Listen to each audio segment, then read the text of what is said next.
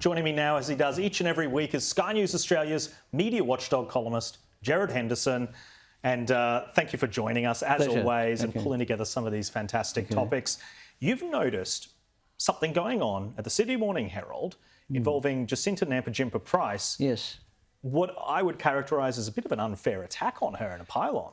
Well, she's a young politician and she's not in the ministry, or the shadow ministry at this stage, but a week or so ago, the Sydney Morning Herald had led on the front page and then two whole pages, pages 4 and 5. The next day, the Sunday paper, the Sun Herald, did much the same.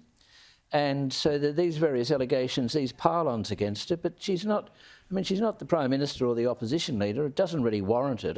She hasn't said or done anything much that warrants that kind of attention, but she's getting it.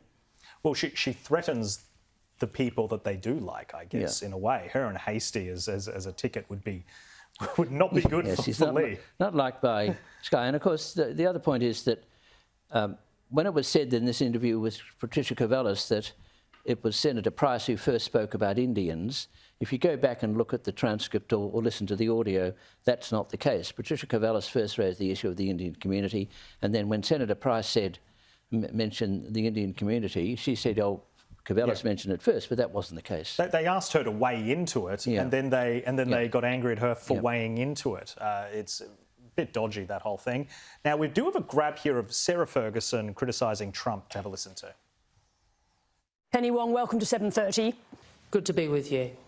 On the October meeting that will take place between the Prime Minister and the President, after the President's speech at the UN, what sort of excruciating diplomacy will have to take place for the Prime Minister to present himself as a friend and staunch ally of someone who holds such diametrically opposing views? How do you prepare for a face-to-face meeting with the most powerful but also the most capricious leader in the world? Well, I'll leave you to engage in the sort of adjectives. Amongst the most outrageous things that President Trump said during his speech, of course, were about climate change, calling it variously a green scam, a hoax. How does the world regain momentum on climate change when the leader of the world's most powerful economy says that it is a con job? Gerard, even Penny Wong is refusing. She's like, I'm not touching that one. I'm not biting. Well, Penny Wong handled it pretty well, but you get these extravagant exaggerations thrown at you, capricious and reckless or whatever the other words were, and it's really up to the viewers to work out what Trump's like. You don't have to tell Penny Wong, or you don't have to tell the viewers. They form their own opinion. The questions are reasonable, but not all the adjectives that are thrown in. It's putting a qualification before the very question. Yes, it's sort of begging an answer. It's a sort of kind of a loaded question. But it only happens to one side of politics. It only happens to one side of politics. Well spotted. That's always the case. Well, how does Laura Tingle fare with this same thing? He doesn't have a meeting schedule. He sort of says, oh, look, we talk on the phone, that's all going fine, we'll meet eventually, there's summits coming up. But does it start to look a bit odd at this point? It looks a bit odd on one level, but given that Donald Trump is sort of being seen in increasingly alarming terms around the world by his various interventions that aren't all working, the sort of value of meeting with Donald Trump, I think, sort of diminishes by the day. First of all, so ill-informed, so lacking of understanding of American culture and what's actually happening there.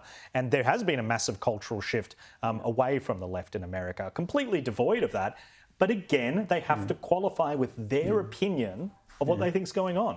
Whether you like Trump or you don't like Trump, and Laura Tingle doesn't like Trump, the idea that it's a diminishing interest in people having contact with him is just completely ridiculous. There'd be a conga line of world leaders lining up to talk to Trump, whether they liked him or not, because they're professional enough to know you have to talk to the American president.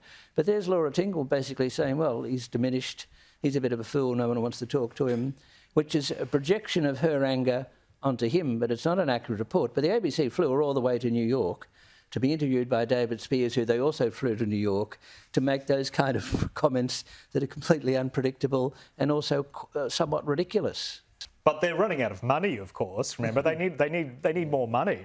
to pay. At the moment, I've worked it out. They had 3 extra people in New York, and they had 4 already in North America around New York, Washington. So they had David Spears, they had Laura Tingle, they had Seraph, they had others. So I worked out they had about 7. I could work it out. And you get that kind of reporting. What an absolute rort. Well, moving on, Peter Harcher in the Sydney Morning Herald, he's written some stuff on Trump. What do you make of it? Well, essentially, Peter Harcher is saying that it was Trump who lit the violent episodes that are taking place in America. And he writes this story on page 1 of the Sydney Morning Herald, and then it carries over to page 5. But in the whole of the article, which is an attack essentially on Trump and an implication that it's the right who's responsible for violence, political violence in America, he doesn't not mention once that Trump was the victim of 2 attempted assassinations towards the end of, about 6 or 9 months ago, towards the end of 2024. So, I mean, it's impossible to talk about political violence in America if you don't mention one of the most significant attempts at political assassination in American history. And in recent times, you'd rank it with Reagan, with the 2 Kennedys, Martin Luther King. They're sort of political assassinations, one-on-one attempts to kill people. And Harcher doesn't mention it. And he basically says, well, Trump's responsible. And if you look at it that way, what Harcher's saying is the 9 senior correspondent, what he's basically saying is Trump's responsible for his own attempts of people to assassinate him. Yeah, and it's the ultimate gaslighting that we're seeing. And I think the media in Australia, because there is an ignorance of some of these cultural trends that are happening in America, and there's ignorance with just how bad the immigration crisis actually is, and there is ignorance with all of these policies that he's trying to move around, then they are just smashing him without any context. Gerard Henderson, thank you so much for joining us.